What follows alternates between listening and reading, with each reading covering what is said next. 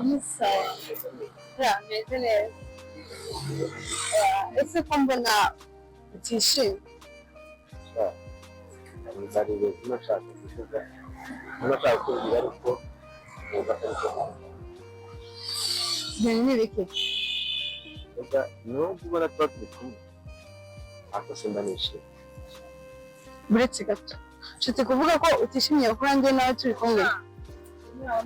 Byihorere, ndakeka ko atari inshuti. Gute nyine ndashaka ko mbwire.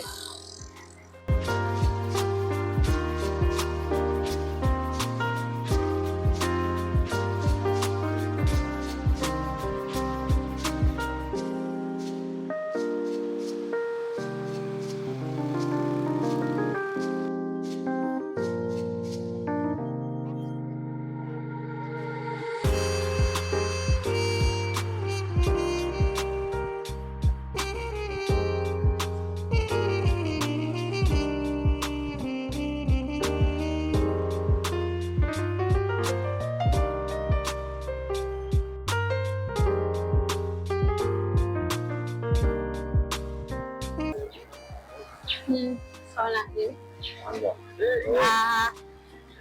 lagi mesinnya tahu ya macam saya ini nari nje mu rugo nkakubura kandi nari nje kukubwira ese laki wajire kuvugana nze turi kuganira none turatuvangiye so nta biganiro sa ngiye ku kazi nakerewe bazenda kuvugana nyuma umva bye ngiye mu kazi waguherekeza. Oya nta muntu nshaka mperekeza bose tuza kumvana natinze pe bye. Nakujya kuza cyane ndaza kunyura mvuye mu kazi musi batakaje.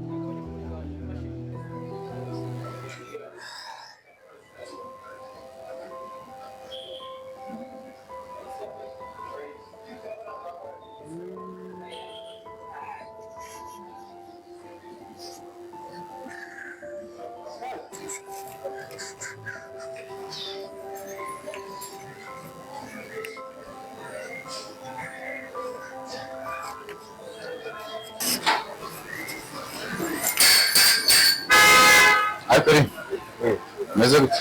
Neza rwose. Nyina mbisi byagenze bite ko mbona nazi ukuntu cyomeze? Meze neza rwose. None usa n'umuntu uze cyane byagenze bite? Aya nta kibazo kirimo ahubwo niko nari nsigaye njyama nteze kubera ikibazo cy'ubukire. Nagoshye? Aya boss. Ukiye hano hari amakomande menshi agiye atandukanye mfungura ukarebamo. Ufite amakomande menshi y'abakiriya. Ubwo waza kubwira wa mushoferi wacu akaba tayari kuko nibaza guhamagara n'umugabo tayari yango sinshaka ko ari komande nimugira ikibazo. Nta kibazo kizima cyose. Okay, so ibindi ni kuri telefone nunyenera ubwo sasa yarakoze boss. Sawa turi kumwe ariko.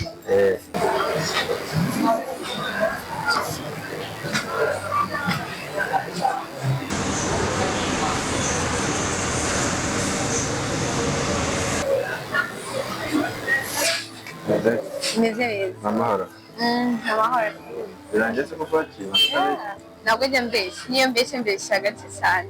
Sibye ko kare nyine wari wanambwiye ngo iyo turi kumwe nyine ntabwo unyishimiye.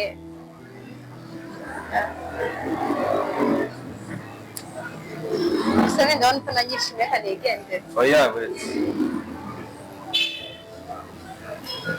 Okay. Reka nkubwire kandi nakubwiye ko iyo turi kumwe mwadatuje, ariko reka nkubwire ikintu icyo uzagaciro kuko ndagukunda. What? hari ubwo bijya binyibutsa bya bihe ubwo navaga guhiga naniwe ngasinzira nkibaza ikiri buze kuba nicuye